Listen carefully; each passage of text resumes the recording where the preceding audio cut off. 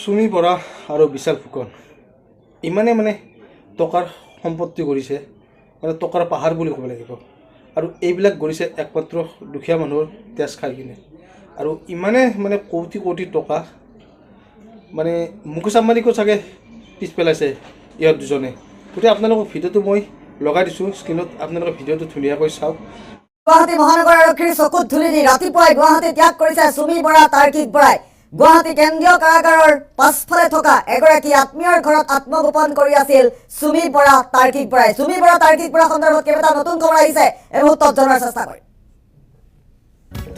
Breaking news. Dibrugarh থানাত আত্মসমৰ্পণ কৰিব বহু বিতৰ্কিত নাচনী সুমি বৰা তাৰ্কিক বৰাই। ৰাতিপুৱাই গুৱাহাটী ত্যাগ কৰিছে সুমি আৰু তাৰ্কিকে। ব্ৰেকিং নিউজ এই মুহূৰ্তত জনাৰ চেষ্টা কৰিছোঁ। ৰাতিপুৱাই গুৱাহাটী ত্যাগ কৰিছে।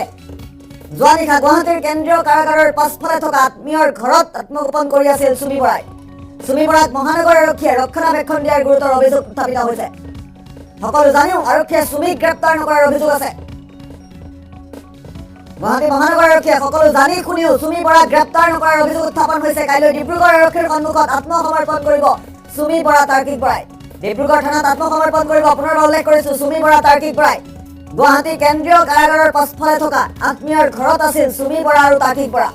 ৰাতিপুৱাই সুমি বৰা আৰু তাৰ্কিক বৰাই গুৱাহাটী ত্যাগ কৰিছে। গুৱাহাটী ত্যাগ কৰি ডিব্ৰুগড়লৈ ৰাওনা হৈছে সুমি বৰা আৰু তাৰ্কিক বৰা। সুমি বৰা আৰু তাৰ্কিক বৰাক মহানগৰ আৰক্ষীয়ে সম্পূৰ্ণ ৰক্ষণাবেক্ষণ দিয়াৰ গুৰুতৰ অভিযোগ উত্থাপিত হৈছে। সকলো জানি শুনিও সুমি বৰা তাৰ্কিক বৰাক গ্ৰেপ্তাৰ নকৰাৰ গুৰুতৰ অভিযোগ উত্থাপন হৈছে। ডাঙৰ খবৰ এই মুহূৰ্তত।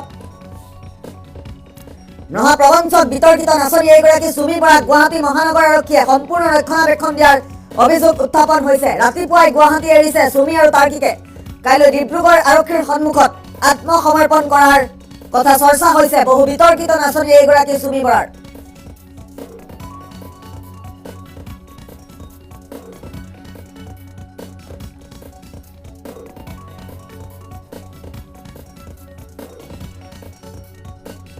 গুৰুত্বপূৰ্ণ খবৰৰ মুহূৰ্তত জনাৰ চেষ্টা কৰিছোঁ। কাইলৈ ডিব্ৰুগড় আৰক্ষীৰ সন্মুখত আত্মসমৰ্পণ কৰিব বহু বিতৰ্কিত সুমি তাৰ্কিকে।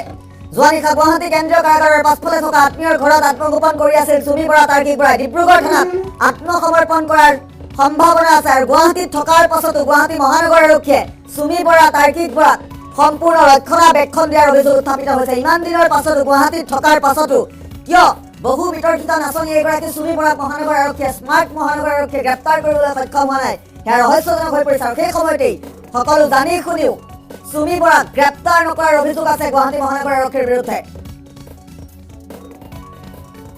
ৰাজ্যজুৰি প্ৰবঞ্চনাৰ বৃহৎ জালমেৰা সুমি বৰাক গ্ৰেপ্তাৰ কৰিবলৈ সক্ষম নহল গুৱাহাটী মহানগৰ আৰক্ষী। গুৱাহাটীত থকাৰ পাছতো সুমি বৰাক মহানগৰ আৰক্ষীয়ে গ্ৰেপ্তাৰ নকৰাৰ অভিযোগ উত্থাপিত হৈছে। আৰু গুৱাহাটীৰ পৰা আজি ৰাতিপুৱাই ডিব্ৰুগড়লৈ ৰাওনা হৈছে সুমি বৰা তাৰ্কিক বৰা। সুমি বৰা তাৰ্কিক বৰাই আৰু দুখীয়া মানুহৰ যদি এনেকৈ তেজ খাই কৰি কিনে পইচা ইনকাম কৰে, মানুহকেইটা হজম নহয়।